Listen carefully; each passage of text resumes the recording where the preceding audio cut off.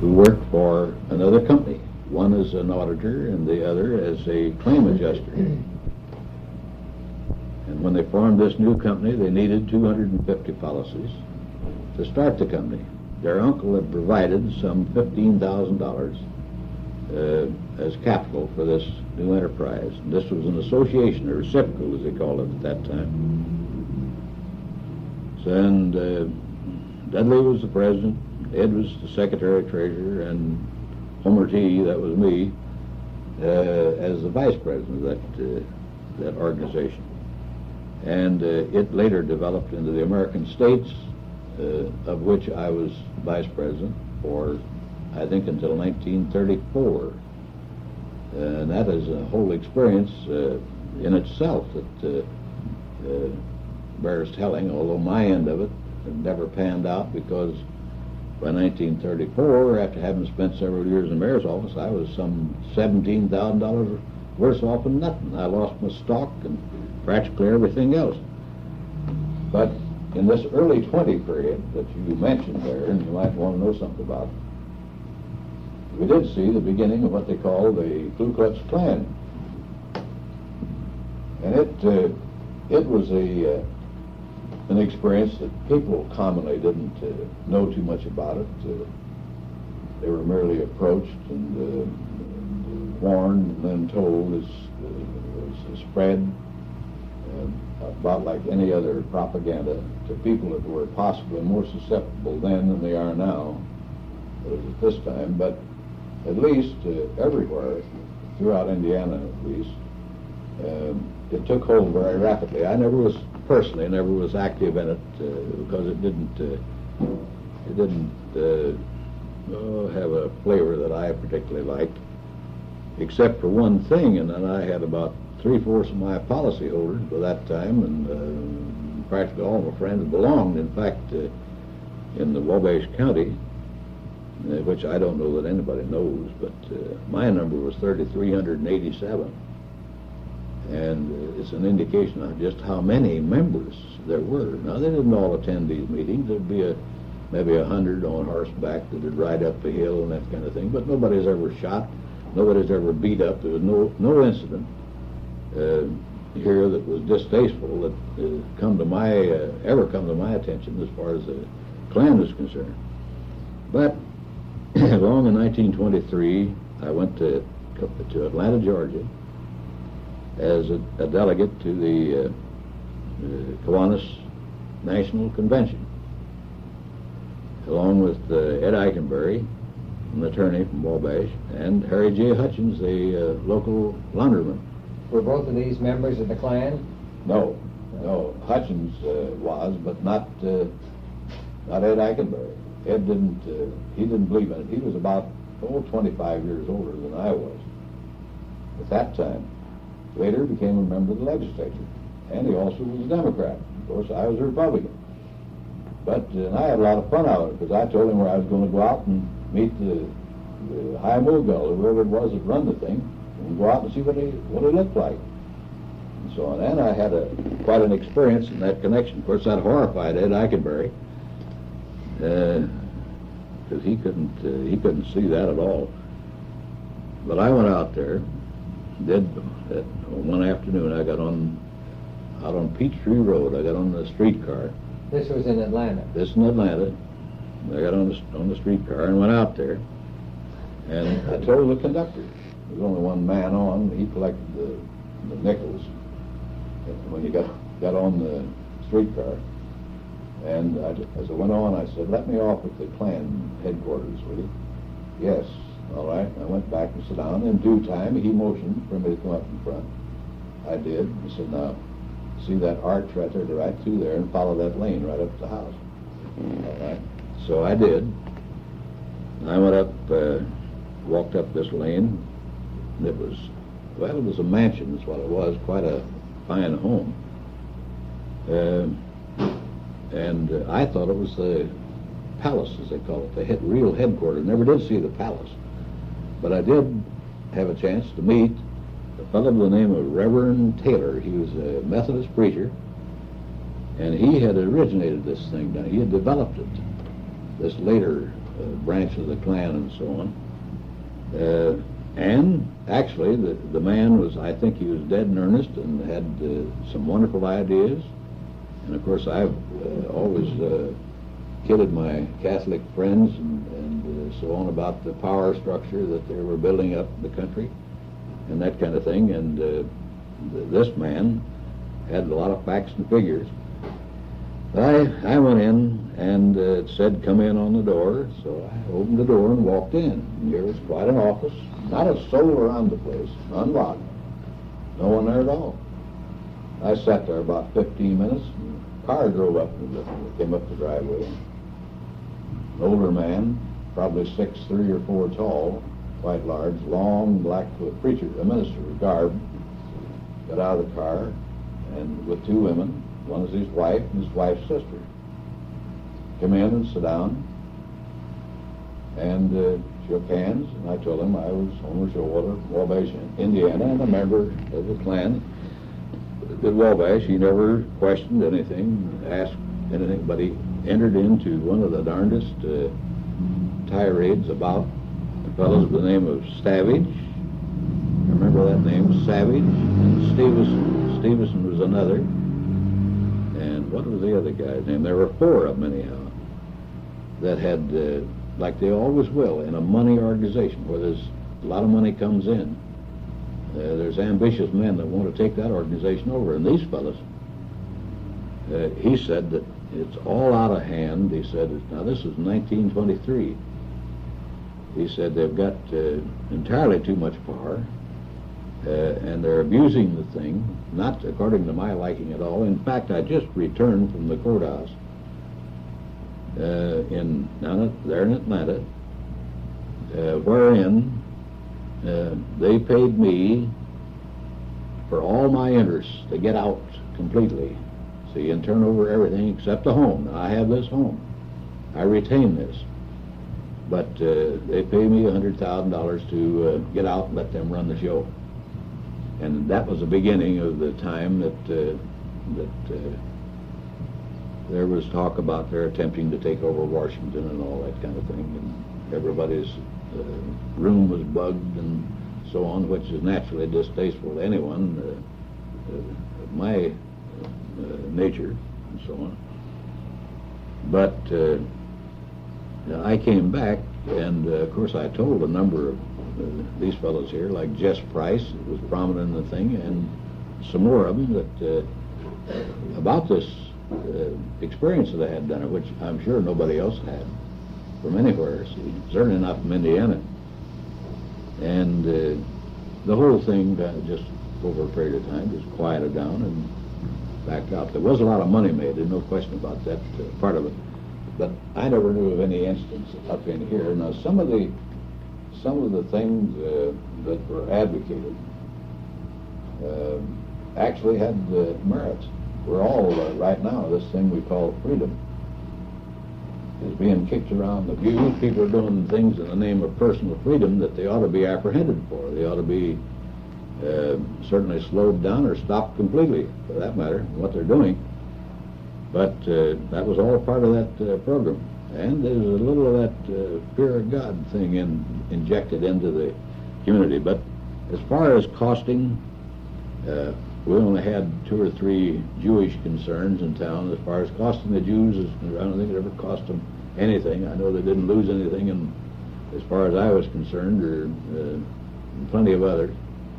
Who induced you to join here? Oh, I don't know. Probably someone that approached me, and here's so-and-so and so-and-so. Everybody joining, they all did. Did you go to a meeting and all? I attended several meetings. Where did they have the meetings here? All in different places. Maccabee Hall, they'd have 300 or 400 in a meeting, and maybe more than that. Up above John Richard's tire shop down there on that 3rd floor up there. Once in a while out, I never attended any meetings. I never had a robe or anything of that kind. Never rode a horse. That's ridiculous in my opinion. And they would have a meeting out in the field somewhere where they'd burn a fiery cross. That was designed, of course, to show the strength of the organization and so on. Who was the local head, Holman, or the clan? Now, you're asking me something I can't tell you. The only one I actually remember, was Jess Price. The only other local people that became interested in it was George Biggerstaff. I don't know how he got there, but he'd been already, there were a couple of smart boys, he and Andy, money-wise. And George had already done some work for the government. And he took over Kentucky, and Andy had a hire. And Andrew Biggerstaff made a lot of money out of it. I don't know how much George made, but Andy did very well. They were the only local names that I knew, particularly outside of whom I just mentioned there, Jess Price. Did you ever meet Stevenson? No. Never met him. No. What do you think made the whole movement fall apart locally? Locally, well, locally it just died out, that's all, but state-wise, they maintained a lot of strength, a lot of power. And of course the corruption, the thing that usually happens with organizations of that kind when it gets into the hands of power people, money. And that's no, can't even charge that against the plan, because that's true of every doggone organization you got. Right now. We see that all around us. So, in my opinion, it never did much harm either way. Nothing particularly came of it. Well, how did you drift into, I shouldn't say drift into, how did you decide, or who influenced your decision to get into politics? Well, of course, at this stage of the game, you know me pretty well. And I think of a lot of different things. When it comes to ideas and that kind of thing, I always had plenty of ideas of what I thought could be done. And with a flair for Christian church, for instance. I was superintendent of Sunday school in 1918 and 19. And in 1920, I started that high school class that broke all the records in attendance and length of time. The boys attended Sunday school without missing that anybody ever heard of. That was my early experience in the 20s. That thing went along through the 20s, and I became known as a churchman. And at the time in Wabash, this was in the days of the during the Prohibition era and so on. We had our sportsmen. We had the fellows that, of course, liked to drink and couldn't get it easily and so on. We had some bootleggers, not too many. But pool rooms, gambling and that kind of thing were condemned by the churches, all of them. No one had the guts to do anything much about it. But anyhow, I ran on representing actually the churches of Wabash, Indiana. And we had had a regime that over a period of years that, with all due regard to Dr. Wilson, he was one that liked these snops and so on, and belonged to the Elks and all the things that they meant at that time and so on, and a liberal. And after I got nominated over the objection of my own Republican organization, as they wanted Pete Jones, another liberal, another of the kind that anything went as far as Pete was concerned. And they pretty well knew that none of them could control Homer Showalter and not even influence him too much. So I got nominated. Then I proceeded as a go-getter to go out and get elected. And I won the thing by 528 votes. Immediately fired all the police department, all the fire department.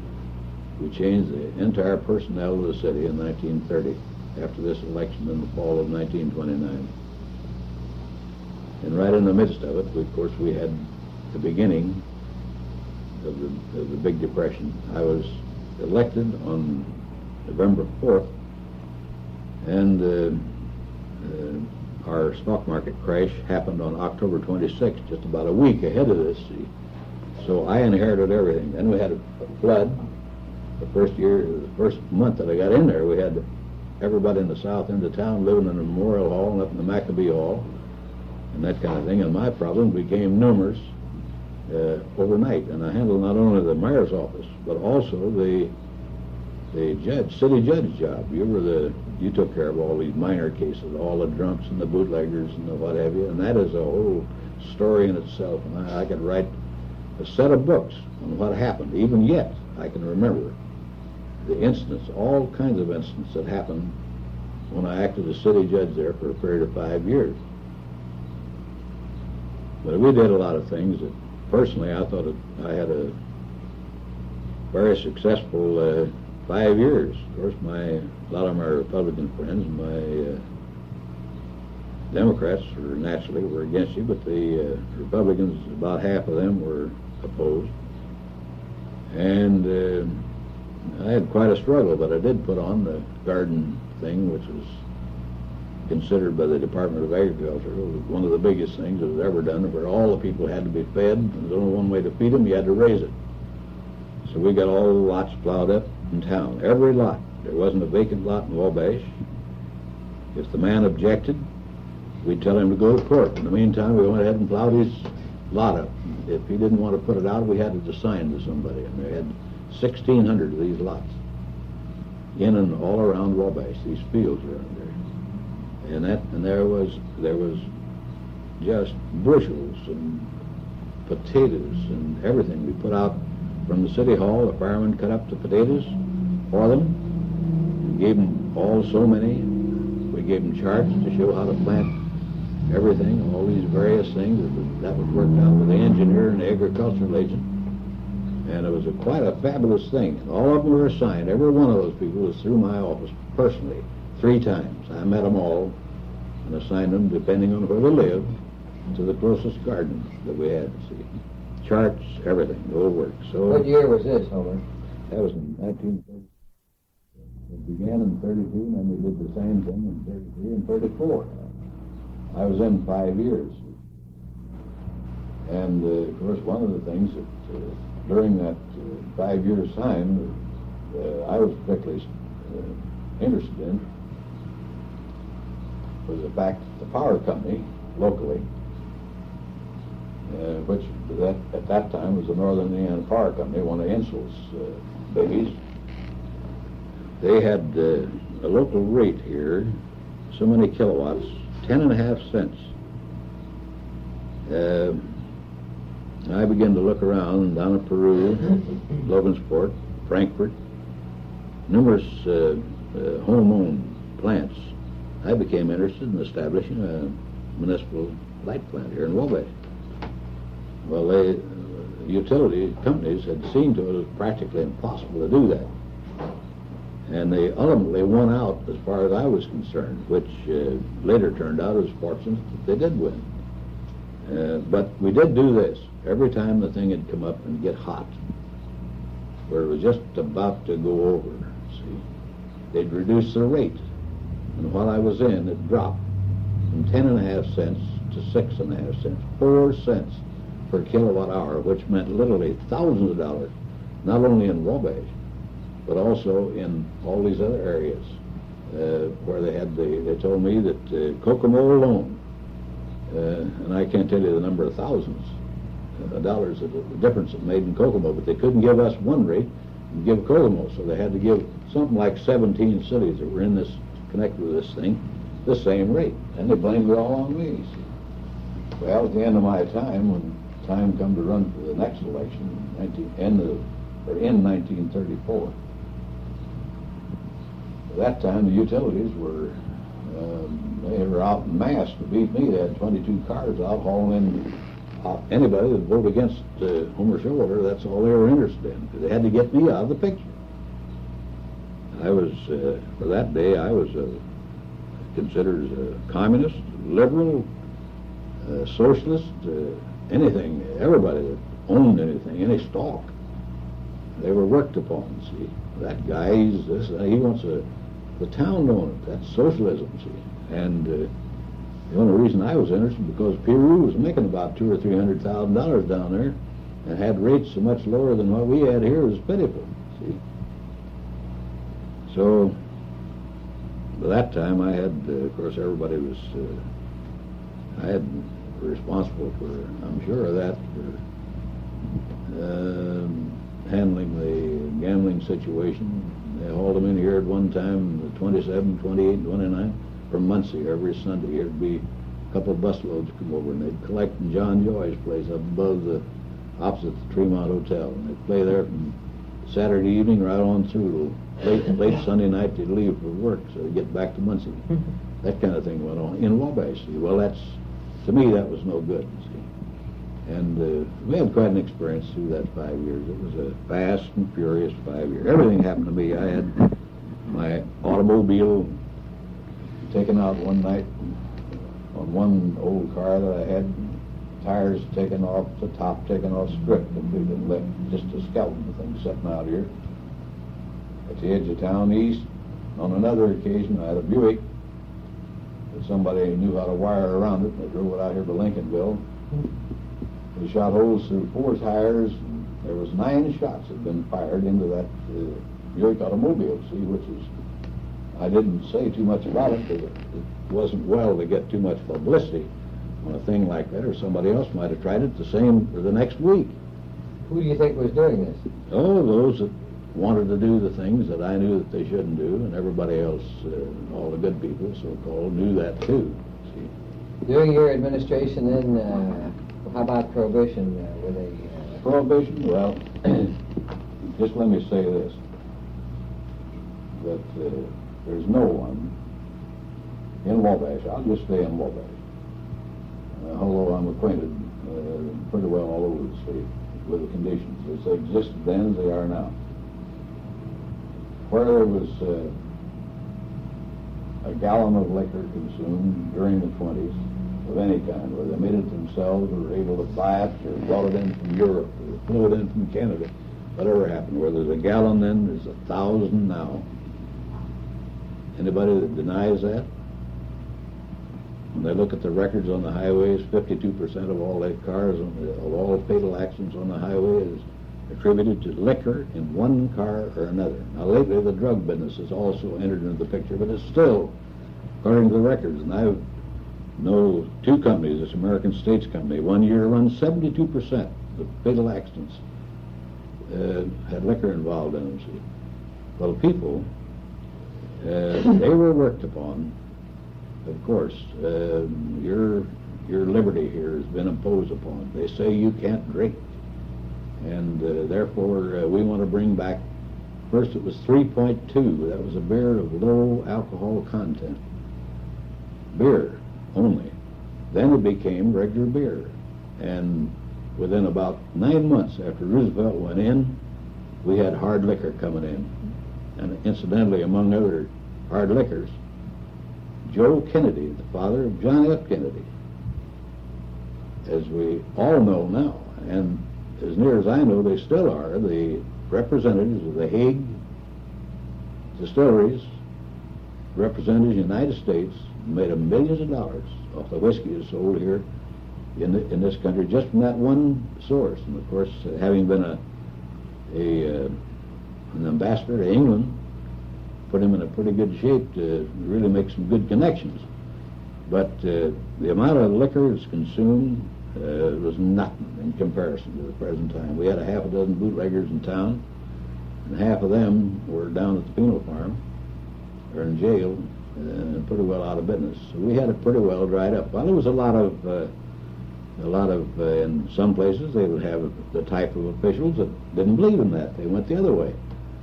And so you would have high-powered bootleggers coming in. And, of course, that's another thing I could write a set of books about, was that whole liquor situation. But I saw from places like at Lawrenceburg, Indiana, an old brick factory. I saw Chenley's suddenly blossom out after the whiskey came back with the most beautiful brick, chromium plated,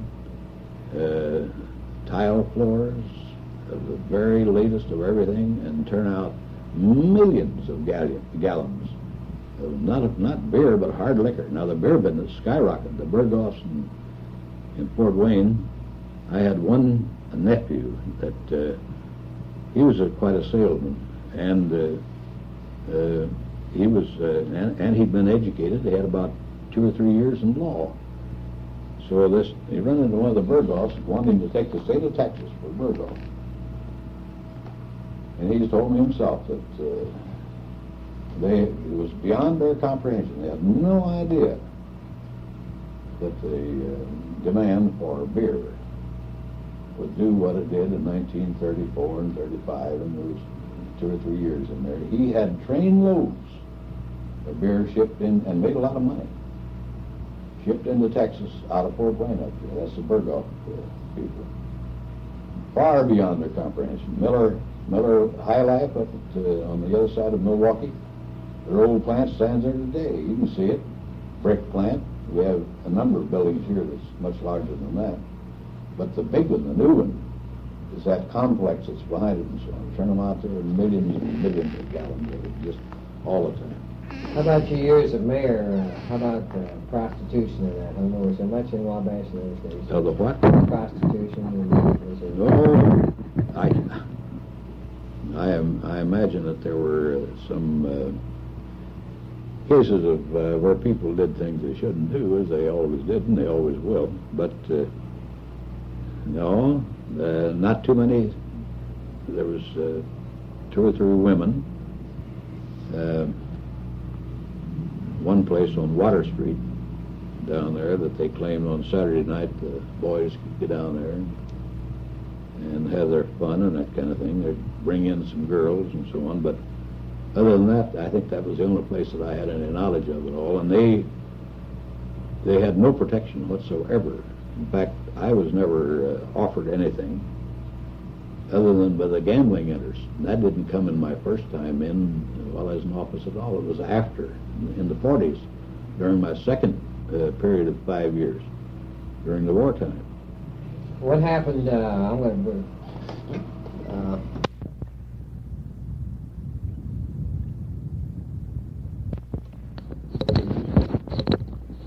yes, Homer, we're going to discuss now the Victory Gardens, or the gardens that you planted during your administration, and just brief us on some of these projects that you had during the administration.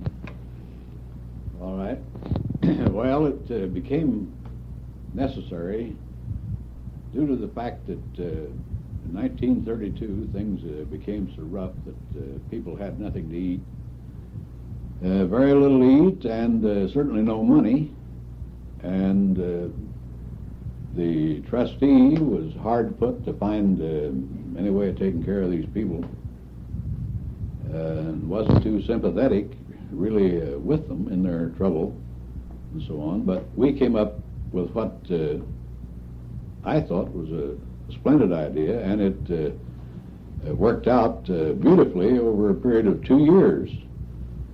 What we actually did, briefly, is just this, that we hired tractors, and some were donated, and even horse-drawn plows. And we plowed up every vacant lot within the city of Wabash, plus all the fields immediately surrounding the city, all the commons, and we had plenty of those places at that time, down around the General Tire and south the city barn and so on. Everything was plowed up. The engineer was a fellow named Pilkett, who later went to Florida and became a city manager down there. Quite a fellow, very brilliant, came out of Purdue, city engineer. He drew up the plans. We laid out lots 50 by 120 in the Del Plains office, the county agent. We made up maps showing how to plant rows of lettuce, carrots, corn, potatoes, everything that goes into a garden, a well-balanced garden. And then we asked for assignments, for a list of those that wanted to get in on the thing. We insisted that all the 500 and some that were on relief, as they called it at that time, 512 was the number, that they have a garden. And some of them, because of 6 and 7 children, we gave 2 gardens.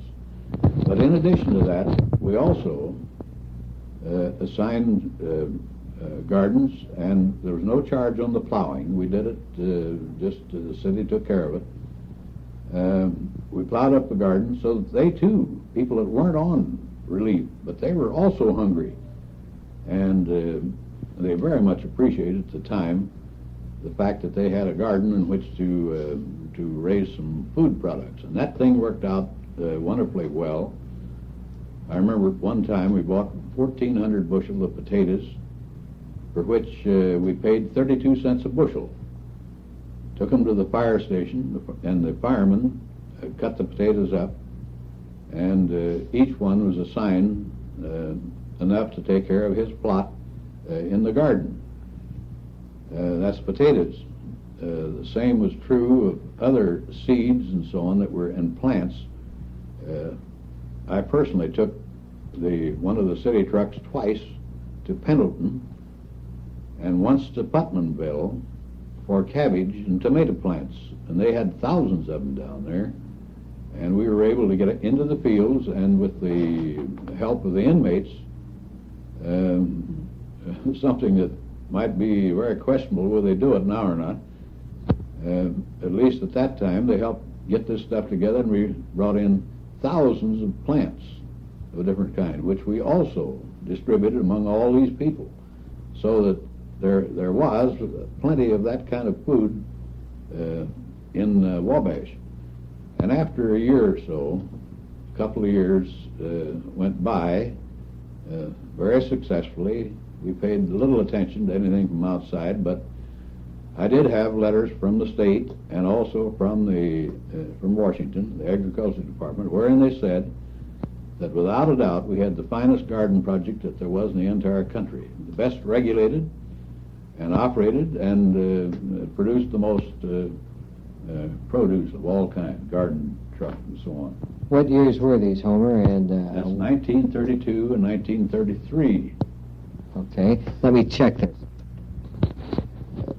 Homer, now let's move on into your second administration, and what would you say the outstanding attributes of this administration attributes were during your second administration?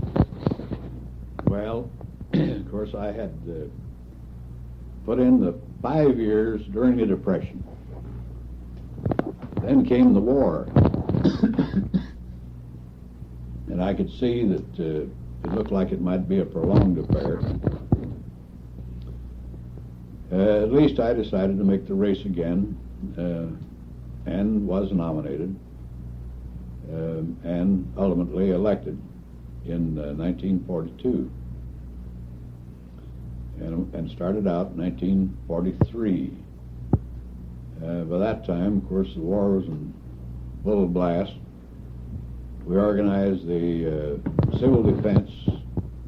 I remember on one occasion when we decided on a blackout, because at that time the fear, we were afraid, the entire country was, that the United States would be attacked over the top from Russia, over Canada and on to the United States.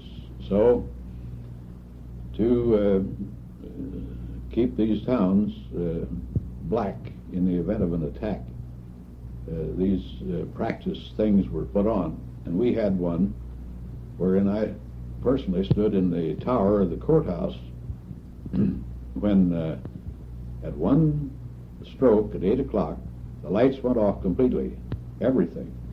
And we had these captains around, block captains all over the city, each man assigned to a block that he was to look after in the event of any type of disaster or trouble of any kind. And there was one house on the south side that evidently didn't get the word. At least they had a light on in the house. The man knocked on the door and told them what was going on. Bang, turned it off. So the cooperation was beautiful, and we did have an absolutely black town there long enough to prove that it could be done as far as Wabash is concerned. What would you say the outstanding contributions during these years of your second term that you made to the city and so forth? Well, we're naturally a little bit not exactly modest. Nobody ever accused me of being modest. But I was happened to be one of the kind that never was satisfied with anything. It had to be a little better, had to do a little more, improve here, there, and everywhere. And we did just that. Again, we picked up down at the park, we picked up where we left off 8 years before. Not that there hadn't been some improvements made during the 8 years that I wasn't in office, but I found plenty of things to do down there during the second administration, wherein we lowered the floor of the pavilion and made it into both a skating rink and a place where dances could be held. There's where several of the gladiolus shows that Bud Mahaney promoted here through the Chamber of Commerce, and they kept coming to Wabash for years. Went on that I know of for about 8 or 9 years here, where we were the gladiolus center of the world as far as exhibition is concerned. They all wanted to come here, and it was a very, very nice thing. Well, at the dances and so on, we held those, of course, down at the park, and the public could look on from outside. We had anyone that cares to go down on the side hill will see down there a natural stage below the hill at a spot where people, it was about, I suspect, 60 feet across and 30 feet the other way, and was elevated slightly above the ground around it. But these queens could come, the candidates come walking down there, and things could be done from this stage. And at a seat on that hillside, anyhow, 5,000 people. That had previously been a cow pasture. It was full of rock and everything else. That was all smoothed out and planted and made into a very, very attractive thing. Where was this? On the side hill west of the pavilion. At the city park? At the city park. Right. One thing, I'm not sure that I mentioned this, George, but this should be known because it's very difficult to retain these things over a period of 100 years. I found that out. And what we did that was a little unusual, in 33 in the wintertime, we brought over a tree that was about, at that time, 20 feet high, an elm tree. Dug a hole. We brought it over in the wintertime under the WPA program that was on, or CWA, whichever it was. We had this hole, and on the south side of the pavilion, we planted the tree. And underneath the tree, 5 feet to the north of the center spot, we buried a box. And that contains pictures, newspapers, everything that happened, stories of the Depression and that kind of thing. Plenty of everything in that box. It's about 18 inches long and 5 inches up and down, and about, I would say, 12 across, and contains a lot of information on Wabash. And that should be known because that's to be dug up in the year 2034. And unfortunately, the elm disease went through here a few years ago, took most of the elm trees, and this was one of them. But that elm tree had grown by that time over a period of about 30-some years, grown to probably 80 to 100 feet high. But no mark or nothing, except you could detect where the roots had come out and where they had filled it. And you still can, see. And I went down there, and we measured from the pavilion, from different poles and trees that are there, maple trees and so on, which are apt to remain over a long period of time, from all directions to the center of this thing, so it can be located between the railroad ties that we brought the tree over on the, slid them over there on the snow. That box is in between it on the north side of the tree. So it's about, I would say, 80 feet south of the pavilion. Is this information recorded any place? No. Not at all? Not recorded. There's no marker, not a thing, nothing, except I did take my youngest grandson out there, who will undoubtedly be alive unless he has some kind of a bad accident at that time, and showed him exactly where the thing was and told him the story and so on. I have it recorded in my big book that I have here too, with the drawing showing exactly where it's located. But that's something I think that should be known, because it'd be a very interesting thing. And that box was made out of galvanized iron and soldered, and then we used what do you call that stuff, paraffin on that, covered it completely with paraffin. Then we put that metal box inside of a wooden box, and it had 3 inches of concrete all around it, and nailed shut, and so on, and that is the way that it became hardened, and it's in there, and we don't believe that even moisture can get in there and destroy that thing. Homer, you mentioned the CWA and the PWA and the WPA. What was the feeling during the Roosevelt administration, which of course paralleled part of your administration, part of both of your administrations? I know that many of the WPA projects and that were not done in Wabash County, such as doing the records at the courthouse and so forth. What was your feeling during that period of time when Roosevelt was active in all these programs? Well, of course, being a Republican and a conservative, I was naturally opposed to most of the things that Roosevelt, as far as he's concerned, wanted to do. However, I've always said this, that having been very close to it from almost every angle, during that first term in office, I would say that the WPA actually worked out in pretty good shape, and we did accomplish a number of things that otherwise may have been done by this time, but it's questionable at that. For instance, we opened up a quarry on the side hill down there, set up a stone crusher. We had all the masons we had in town. At that time, we had stone masons and brick masons both. And we cut slabs, and anyone that cares to go up on Spring Street, East Street, we put in 26 streets out of that curbing. We backfilled with dirt, hauled in the dirt behind the curbing. We crushed the stone, we shaped it up, we blacktopped it. And those streets today are really, they're a pretty good set of streets. People here, they have no conception, no idea of all the things that took place during that period, except probably the people that worked on that. But we had about around 300 to 400 up to 500 people that worked. It was all hand work, but they did everything.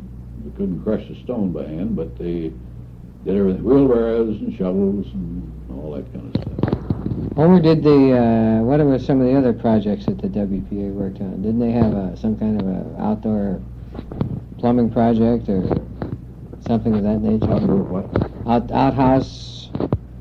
Well, that was before that. The outhouse deal, that was a result of L.M. Russell. When he was president of the Kiwanus Club, he had several big ideas. One of them was to rid the county of rats, and he brought in poison from Purdue and sent out committees to La Fountain, Le Gros, and all surrounding villages here.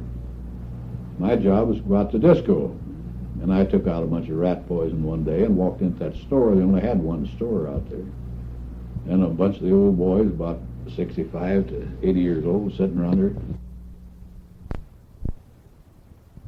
chewing tobacco and squirting in a box that had a sawdust in it. And I walked into this package of stuff.